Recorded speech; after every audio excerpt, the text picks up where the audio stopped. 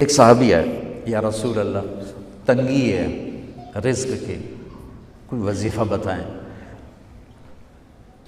کتنے لمبے لمبے وظیفے لوگ پڑھ رہے ہیں کہ کاروبار کھل جائے اور روزی بڑھ جائے، کتنے لمبے چوڑے، کتنے کتابوں میں ایڈے ایڈے بڑے وظیفے لکھے پہ، پڑھوں جی بندہ بڈھا ہو جائے۔ میں قربان جاؤں یا رسول اللہ آپ کی شفقتوں پر، آپ کی رحمتوں پر، سنو یہ کرو، میری بات نہیں ہے، میرے نبی کی بات ہے۔ تجربے کی وجہ سے کرو گے تو کچھ نہیں ملے گا، یقین سے کرو گے تو دروازے کھلتے دیکھو۔ کہ یا رسول اللہ ارید ان یوسع علی رزقی، میں چاہتا ہوں میری روزی کھل جائے۔ تو آپ نے کہا ادم علی الطہارہ یوسع علیک رزقک، تو باوضو رہا کر تیرا رزق کھل جائے۔ کوئی زور لگتا ہے وضو؟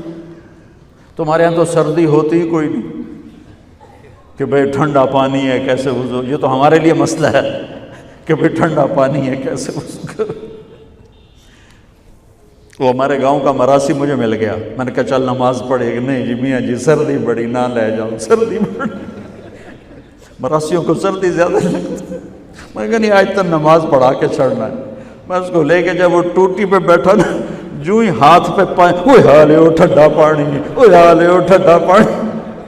تمہارے لیے تو یہ مسئلہ بھی نہیں کہ ٹھنڈا پانی۔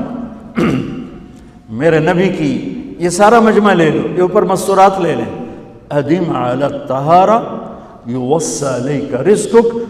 میرے نبی نے فرمایا باوضو رہنا شروع کر دے، اللہ تیرا رزق کھول دے گا۔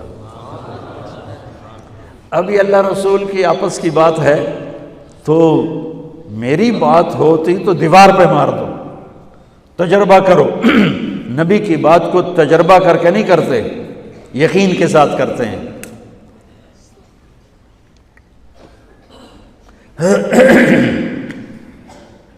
ادم علی الطہارہ یوسع علیک رزقک، باوضو رہا کر۔ اچھا باوضو رہنے کے اور فائدے، اللہ پیار کرتا ہے، شیطان ڈرتا ہے، اور وضو ہوگا تو نماز آپ ہی پڑھی جائے گی، چلو یار وضو ہے 4 فرض ہی پڑھ لو گی۔ ایک دفعہ شیطان آیا ہمارے نبی سے ملنے، تو آپ نے اس سے پوچھا تیرے دشمن کتنے؟ کہنے لگا 15۔ آپ نے فرمایا کون کون ہے؟ کہنے لگا پہلا تو تھوڑا ہی نمبر ہے، پہلا نمبر تو تھوڑے نال میرا لگو ہے۔ پھر کہنے لگا وہ مسلمان جو 24 گھنٹے باوضو رہتا ہے وہ میرا بڑا دشمن ہے۔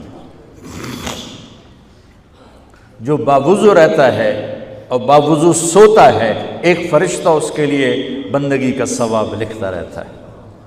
خیر واپس آتا ہوں، میرے نبی نے فرمایا 4 باتیں لے لو اور دنیا بھی تمہاری آخر، ساری PIA زندہ ہو جائے گی، ساری اکانومی زندہ ہو جائے گی، ساری معیشت زندہ ہو جائے گی۔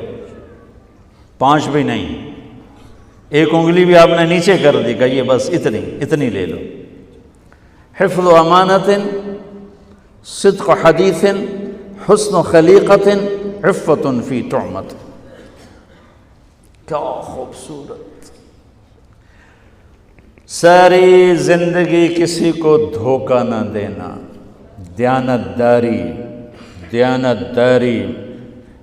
میرے ملک کے ادارے کیوں ڈوب گئے؟ دیانت نکل گئی، کھوٹ آ گئی، دھوکہ آ گیا۔ میرے نبی نے کہا حفظ امانت، کبھی امانت میں خیانت نہ کرنا، صدق حدیث، کبھی جھوٹ نہ بولنا، ہمیشہ سچ بولنا۔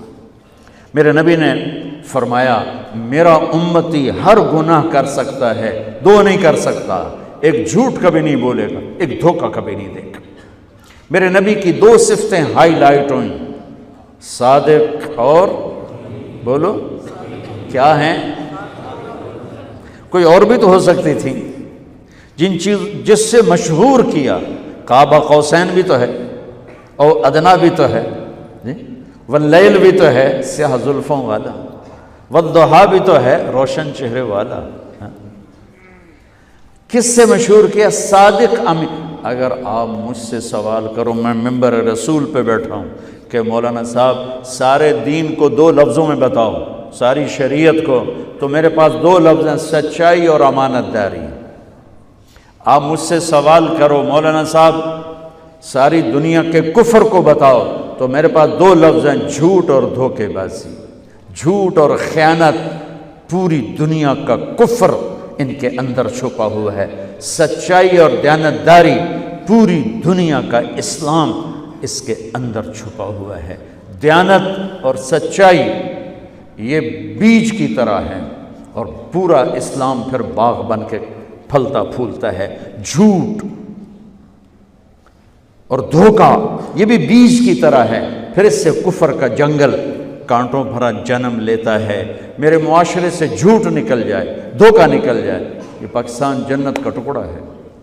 اور یہ حکومت کے بس کا نہیں ہے کہ وہ سب کو سچ بلوائے، یہ مجھے کرنا ہے، یہ مجھے کرنا ہے، میں نے اور آپ نے اس کو شروع کرنا ہے۔ حضرت جریر بن عبداللہ یہ یمن کے شہزادے تھے، آخری حج پہ مسلمان ہوئے۔ اپنے نوکر سے فرمایا گھوڑا خرید کے لا، میں پیسے یہاں پیمنٹ کروں گا۔ وہ منڈی میں گیا، 300 روپے کا گھوڑا لے کر آیا۔ جب انہوں نے گھوڑوں کو دیکھا تو وہ قیمتی تھا، مالک کو پتہ نہیں تھا، اور یہ گھوڑوں کی نسل کے پہچاننے والے اس سے کہنے لگے تیرے گھوڑے کے 400 کر دوں؟ کر دو۔ بڑا حیران ہو کے دیکھنے لگا، بھائی کہ آپ تو مجھے چیز خریدنی ہے تو میں گھٹاتا ہوں، اور اجمل نے بیچنی ہے تو یہ اس کی قیمت بڑھاتا ہے، اور یہاں خریدار کہہ رہا ہے 400 کر دوں؟ وہ کہنے لگے کر دو۔ کہ 500 کر دوں؟ کہنے لگا کر دو۔ کہ 600 کر دوں؟ وہ تھوڑا تھوڑا گھبرانے لگا، بھائی یہ چکر کی ہے۔ 700 کر دوں؟ 800 کر دوں؟ وہ کہنے لگا حضور تسی لینا تو لو، پر میرا مذاق تھا نا، تسی اڑاؤ، کدی لین والے بھی پیسے بتائے، تسی میں نے 300 دے میں جاواں۔ کہنے کہ اس کو 800 دے دو اور گھوڑا باندھ دو۔ وہ حیران، خوشی سے چھلانگے مارتا ہوا گیا۔ تو جب وہ چلا گیا تو نوکر نے پوچھا میں جب 300 میں سودا کر کے آیا تھا تو 500 کس خوشی میں بڑھائے؟ فرمایا میرے بھائی اس کے گھوڑے کی قیمت 800 تھی، 300 نہیں تھی، اور میں نے نبی کے ہاتھوں میں ہاتھ دے کے یہ وعدہ کیا تھا زندگی بھر کسی کو دھوکہ نہیں دوں گا، سب کی خیر خواہی چاہوں۔ تو بھائیو میرے اداروں میں کس ٹیلنٹ کی کمی نہیں، صلاحیتوں کی کمی نہیں، دیانت کی کمی ہے، قوت عمل کی کمی نہیں، سچائی کی کمی ہے۔ حجاج بن یوسف ایک ظالم گورنر گزرا ہے، اس کے خلاف بغاوت ہوئی، وہ ناکام ہو گئی۔ تو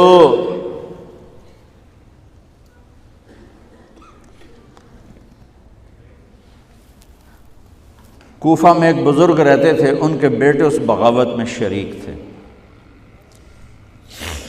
وہ چھپتے چھپاتے کئی سال کے بعد واپس آ گئے۔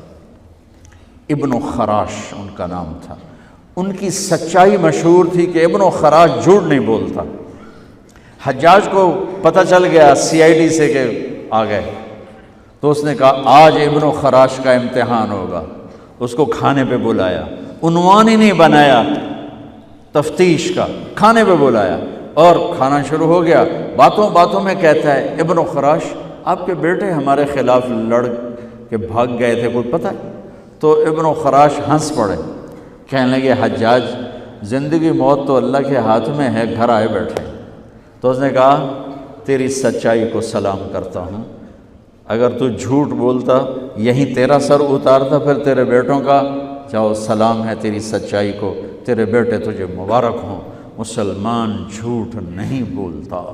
میرے نبی سے پوچھا گیا یا رسول اللہ کیا مسلمان بزدل ہو سکتا؟ کہا کیا مسلمان بخیل ہو سکتا؟ آپ نے کہا۔ پھر پوچھا گیا جھوٹ بول سکتا؟ کہا نہیں، جھوٹ نہیں بول سکتا۔ تو دو باتیں حدیث پاک کی، صدق و حدیث، حفظ و امانت، یہ دو باتیں زندہ ہو جائیں تمہارے سارے ادارے زندہ ہو جائیں، ہم نقصان سے نکل کر نفع میں آ جائیں گے، نفع میں آ کر اوروں کو دینے والے بن جائیں گے۔ اس ملک میں اتنے خزانے اللہ نے چھپائے ہیں، اور اس ملک میں اتنے اللہ نے استعداد والے لوگ پیدا فرمائے ہیں، صرف 2 چیزوں سے ہم مار کھا رہے ہیں، ہمارے جو ادارے ڈوب رہے ہیں، وہ گلگت سے لے کر گوادر تک، اس میں وسائل کی کمی نہیں، سچائی کی کمی ہے، دیانتداری کی کمی ہے، اور یہ ریلیٹڈ ہے رب ہونے کے ساتھ کہ ہم نے اللہ کے رب ہونے میں شک کیا تو ہم غلط راہوں پہ چل پڑے۔ رب تو اللہ ہے، دینے والا تو اللہ